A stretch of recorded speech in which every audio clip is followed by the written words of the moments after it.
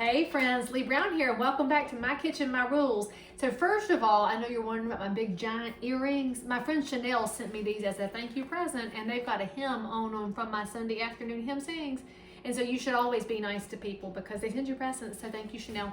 So anyway, today, y'all, I'm so excited because we're gonna make a recipe I've never made before, and it's from Betty Feezor's Best. This is the woman. So if you did not come up in the Charlotte area, you might not know that she was Pinterest before Pinterest even existed. She was like the penultimate, quintessential Renaissance woman homemaker. Amazing. So the whole Charlotte area, in fact, the whole Southeast, it shut down at 1 o'clock when the Betty Feezor program came on, and my grandmother would watch it, and we had to sit down and shut up too. And so anyway, she actually had a set that was named after her, a whole studio down at WBTV. And after she passed, one of the employees took the set home. Well, I saw it in a listing, and the seller agreed to let me buy the set. It's now in my conference room. So if you know anybody from the Charlotte area who ever wants to take a step back in time and come to Betty Feezor's set, just reach on out. You can come to our office and make pictures. We've had the best train of cool elderly people to come make their picture in the Betty Feezor kitchen. So anyway, tonight the recipe we're gonna make is a broiled veal chop dinner. And I'll tell y'all why I have selected this recipe. It's because this is Betty's note. Another of my favorites. This is a good last minute dinner because it can be broiled in less than half an hour. If your husband calls in the afternoon to ask if he can bring someone home for dinner, say yes and serve this along with a good tossed salad and a good dessert, and everyone will be pleased. So for those of y'all that need to have a last minute dinner ready for when your husband says he's bringing somebody home, that's what we're gonna fix. Now it starts with a marinade. Now what do we marinate in? A Ziploc bag, thank you. And we're gonna have 4 tablespoons of, Betty says salad oil, and so I confirmed with my mother that what Betty meant was some kind of olive oil. She probably meant something from the 50s, so 1, 2, 3, 4, that looks about right. And of course we're using a Harris Teeter brand because it was cheap, and I don't understand the difference in all the different kinds of olive oil, and maybe y'all are more sophisticated than I am, but I just buy the cheap one, and all the EVUs and extra EVUs, I don't get it. And then we're gonna have some soy sauce, and I do use the low sodium Kikkomans because nobody needs full strength soy sauce. We need 3 tablespoons of that. That seems to be about right. And then we need some ketchup.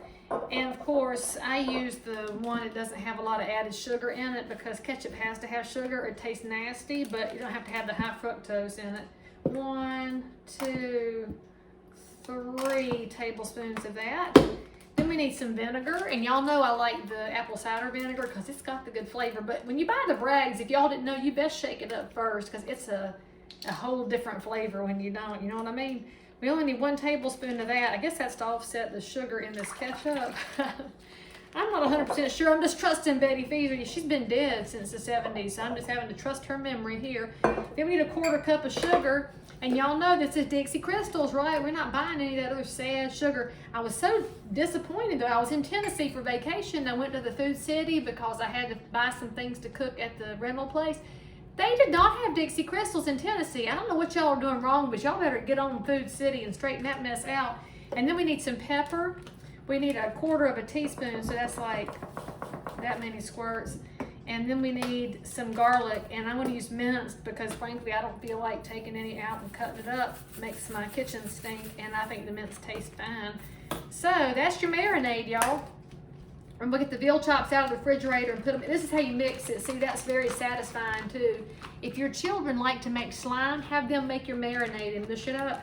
I'm gonna throw my veal chops in here and set them in the refrigerator for an hour, and then I'll be back to show y'all the next step. And so you have an hour now to listen to commercials, watch YouTube, whatever. We'll be right back. Sometimes there's times the video camera had ought to be going. What y'all didn't hear before I hit the record button is my daddy talking about the reason he does not care for bourbon, which goes back to his days at Fort Riley, Kansas, before the government so graciously provided him with an all-expenses paid trip to Vietnam. So anyway, we're making a cocktail this evening to go with our dinner, courtesy of the Betty Feezor cookbook, the broiled veal chop dinner, which is coming along here shortly. And if you did not see the full recipe video, then you can go look in the archives and find it because this is a little mixer in. But because we're making supper from the 60s, we're having a cocktail from the 60s. And so for tonight, I'm going to show y'all how to make an old fashioned. Some of y'all have that knowledge, and some like to buy it at a restaurant where it costs you like $15. You can make it much cheaper at the house. So you need some bitters, and I have the Angostura bitters because that's what they had at the Harris Teeter, and get 3 dashes of that, and that's about all you want of bitters, unless, you know, frankly, you just like to have more. I do not. And then you need a half a teaspoon of sugar, and we're going to use Dixie Crystals, of course. And you thought this was just for pound cakes? See, friends, Dixie Crystal sugar is also good for your adult beverages. And then you need some water, and you need like a couple of tablespoons worth of water. I'm gonna do an extra one because I made the other one too strong, and so now I've got to dial it back a little. And then we're gonna stir it up until that sugar dissolves. Now you could have some simple syrup to make at your house if you were serving a crowd. I guess that's an excuse for it, but frankly, y'all need to slow down a little bit in life. See, it's relaxing just to sit here and dissolve your sugar. Yes, then you'll enjoy your adult beverage even more. And I'm just realizing I could probably put this in the hummingbird feeder now because they like to drink sugar water. So there we go. And now we're gonna add some ice.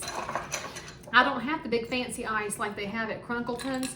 Although I did bid on that bourbon tasting evening, Gary Crunkleton, if you're looking at this for the RPAC auction. And so if you're looking for a good realtor in the Charlotte market, then you should be my friend, and I will carry you out to the bourbon tasting with me because I can carry a guest, and maybe we'll take an Uber back to the house.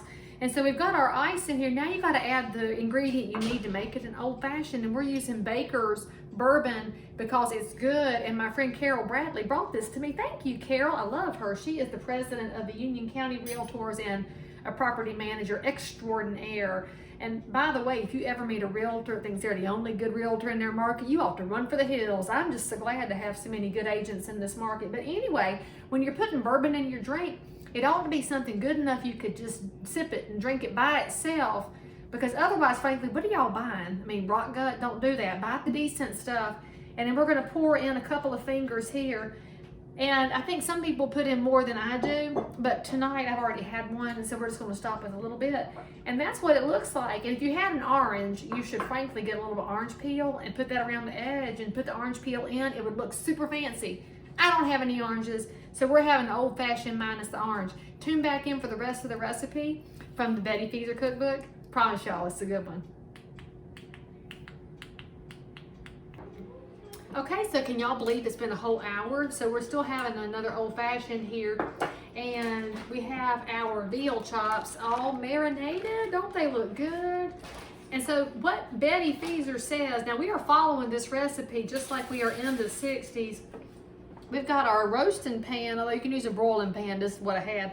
Take your tinfoil and make a little ridge in the middle, okay? So we've got a divider here.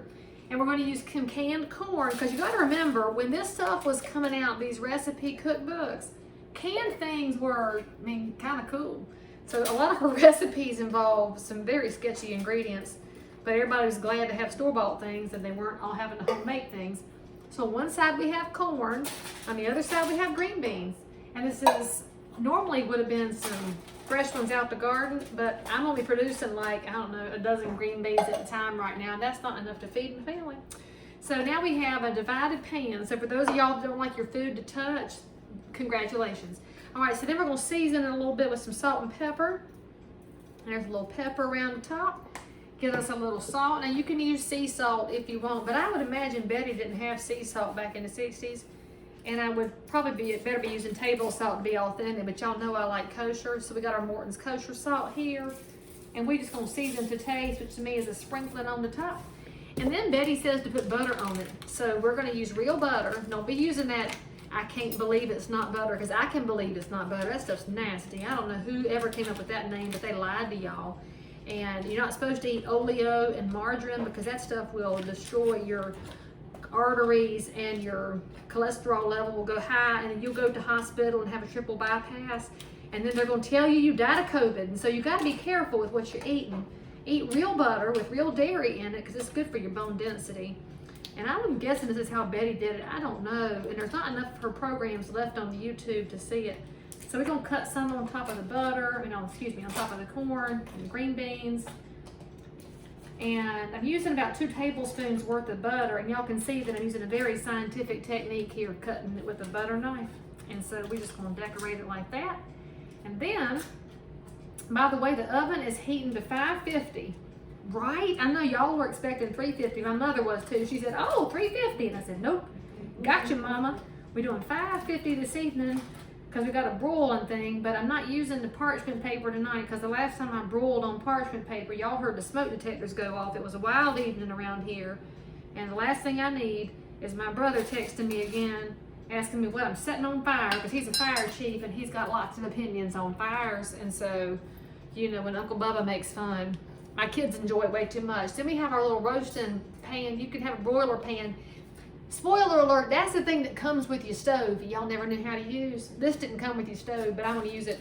Set it on top of your vegetables here. I guess Betty had a reason for this. I don't know. And we're going to take our marinated chops out of the bag and lay them across the broiler pan. And oh, this smells really good. I was kind of suspicious of the ingredients, but it smells quite good. So we'll just hope it tastes good. I mean, she was Betty Feezor, man. She could do anything. You don't know, y'all. You don't know. You got to go look her up. She was a freaking genius. I mean, how many people got syndicated back in the 60s? I tell you, not many, especially not women. And her husband was a big supporter of hers, by the way. She was like breaking all the barriers back in the days when there were barriers. Not today when we can do anything and people still complain, but that's a different discussion altogether. Okay, so as soon as I'm at 550, which is apparently going to take me like 10 more minutes because it takes forever, we're going to broil this for 10 minutes. All right, so 10 minutes in the oven, and then we're going to turn over the chops and put this leftover marinade. So you don't throw it out, save it on top, and then we're going to broil it for 5 minutes more. So hang tight, and we're going to see what happens next. So yeah, anything out of the broiler sets off the smoke detector, but check that out. Oh yeah, that's Betty Feezor good. Make sure you subscribe, and I'll see you next time on My Kitchen, My Rules.